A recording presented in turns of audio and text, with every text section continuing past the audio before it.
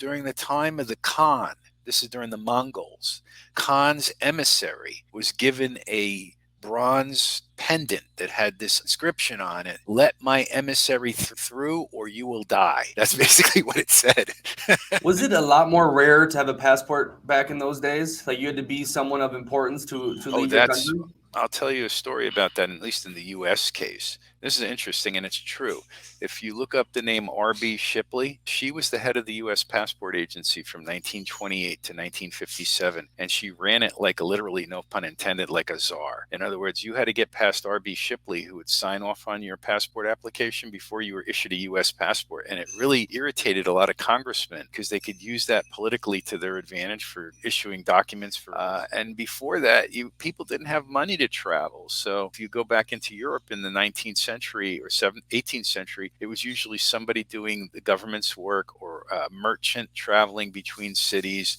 How they were issued, you had to have some means of exchange or some money to buy this from the government issuing authority and be on good terms with them in those days. My mind, when I saw your page, went right to Catch Me If You Can in forging documents and creating these fake passports and the dark world behind it. Nowadays, it's quite hard with the little chip they have. And have you ever came across people like that with these passports that you're like, okay, this maybe is a spy, this person's doing some crazy things, or I'll give you just one example in my collection. It's an Austrian passport from 1986, and it may have been given to a KGB officer because I have his KGB ID. I guess an Austrian national working for the KGB. I've seen fake visas that were actually used to escape.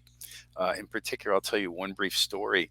It's in Paraguay in Vienna in 1939. There was somebody in the Paraguayan embassy issuing what they call, visas that were paid for so that people could actually get an exit visa out of Germany. That's just an example. Let's go back, let's say, to World War One.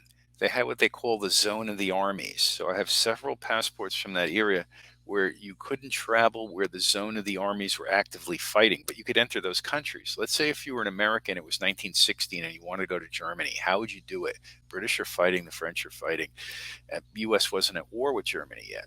So what they would do is they'd go to England and then get a visa in the Netherlands. They'd go to travel to the Netherlands because the Netherlands was neutral in World War One. A lot of people don't know that. And the Netherlands ended up being the secondary country that you could go into Germany or the warring powers, but as long as you avoided the zones of the army. what are the holy grails of passport collecting? Is it like a president? It Like what? depends on what people like. Your generation, they may want to get, let's say, a holy grail, maybe a biometric passport from North Korea. Is finding documents where the Swiss acted as the diplomatic service for that document. For instance, a Polish passport issued in Bucharest, Romania in 1943 is not going to be signed by the Polish consul. It's going to be signed by the Swiss consul acting in the interests of Poland in Bucharest, Romania, because there's a war or hostility between Poland and Romania because Romania was a German ally to a certain point. So finding those documents with those stamps are very interesting. I read this recently.